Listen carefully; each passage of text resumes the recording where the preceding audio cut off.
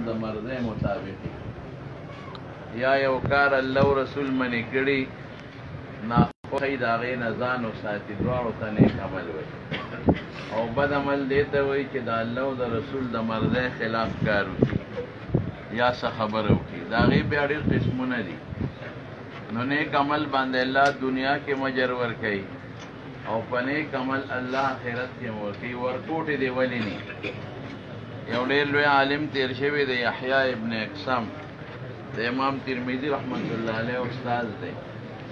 لوی عالم و محدث و چا په خوب کې ولیک د مرګ نه پس وی الله د سره څه وکړل دا خوبونه چې دي دا مبشرات دي حضور پاک فرمایي وی نبوت لار ختم شو ما نه پس بل پیغمبر نه راځي او مبشرات شته دی هغه مبشرات څه شی دی چې نیک او ښه خوب څوک په خپله وویني یا بل څوک په ښه خوب کې وویني ترمذي شریف کې حدیث دی نو دې خوب کې ولیده وی الله د سره څه وکړل او دې چې لیده نو په یو باغچه کې ولاړو د لاسې راموټې کړی و او د پاسه یې پې څادر اچولی ورته یې ویې دا لاس کې دې څه دي ولې دې موټې کړی دی څادر دې پې ولې اچولی دی او خدای را سره څه وکړل وی چې الله ته مخامخ شم حالانکې ګوره لوی محدث دی ښه لوی عالم دی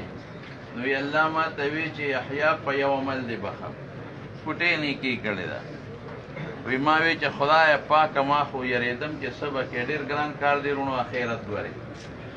نو په یو عمل دی بخم هغه دا یو ځل په یو لختي تا مودس کو او د دین لوی امام دی احمد ابن حنبل هغه مودس کو هغه شاته کو تا مخکې کو بره ستا اوبه په هغه ورتلې نو تا وی خو زما یو استاد دی عالم دی او زما اوبه په هغه ورځي نو تا هغه ځای نه پاسېدی او شاته کېناستی حالانکې روانې اوبه نه پلیتېږي خو بیا هم تا د هغه عالم احترام وکړو بره نه پاسېدې شاته کېناستې په دې عمل مې وبخلې زه جنت ته ګوره څومره پوټې عمل د یو عالم دغه احترام کول وی چې جنت ته لاړم نو احمد ابن حنبل ناست او د حدیثو درس کوي زه ورسره خوا کې ودرېدم طالبان ورسره ناست جنت کې نو یو حوره راله او زولی د ملغلرو د یاقوتو ډکه او داسې یې پې ونیستله وی یو پړقار یې وکړه نو یو ملغلره زما د لاس ته راغلی زما پټه نیولی وروڼو نیک عمل ښه شی دی نیکي وکړئ ښه ډېر د فساد او د فتنې دور دی د ګناه نه ځان ساتئ او نیک اعمال وکړئ د مرګ او ژوند پته نه لګي تاریخ خدای پاک دی وبخښي څونه ښه سړی مونږ یې د نیکۍ تعریف کوو ښه سړی او نیک سړی او صالح انسان و د لاس جبې ضرر یې چاته نه دي رسولی او ښېګړه به یې ډېرو سره کړي دعا ورته وکړئ چې خدای پاک ولې د آخرت خوشحالۍ ورکړي او رب العالمین دا نیک اعمال چې د تاسو یې یادوي مونږ یې یادوو دی د قبر د خوشحالۍ ذریعه وګرځئ دی د آخرت د خوشحالۍ ذریعه وګرځئ او چې نور یې څومره نیکۍ کړي خدای پاک د هغې بدل یې دله اوس په قبر کې ورکړي دې وخت کې مړی محتاج یې زموږ وروڼو رسول الله مبارک فرمایي چې انسان مړ شي دی د جمدو صدقو ته د جمدو دعا ته محتاج یې نو دې مړو ته وی دعا کوئ دا ورپسې رسي د هغې الله قبلوي او د مړي ته دعا کې اخلاص ډېري لکه غایب ته چې په دعا کې اخلاص ډېري اوس یو مخامخ سړي ته زه دعا کوم خدای دپاره به هم کوم خوړه کېدی چې دی خوشحاله شي خوړه کېدی چې دی ما سره هم خوب کړي او مړي کې خدا شی نشته نه بدل در کولی شي نه راته شکریا ادا کولی شي نو دی کې اخلاص ډېري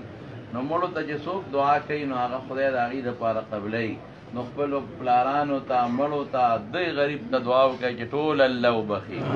انسان دی که څه تقصیرات دې شوي غلطۍ دې شوي الله دې ورته معاف کړي بچو وارثانو له دې خدای صبر ورکړي او چې څومره مردګان مړي صدقې هم کوئ مړو پسې ښه نبي علیه السلام فرمایي وي مړو پسې صدقه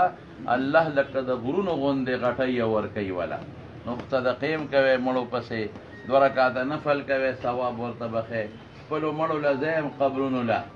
او د ملاقات کوئ د قبرونو هغې له ځای خو شرعي طریقې سره شریعت نه خلاف نه او خدای دې دی او ټول مردگانو بخي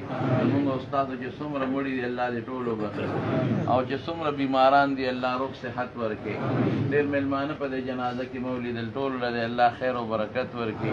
الله موږ د فتنو د جون نه وساتي خدای زموږ په اندامونو نیکی جاری کړي د نیکو اعمالو توفیق راکړي او الله د بدو اعمالو نه نفرت پیدا وصلی الله تعالی علی خیر خلقه محمد وآله وصحبه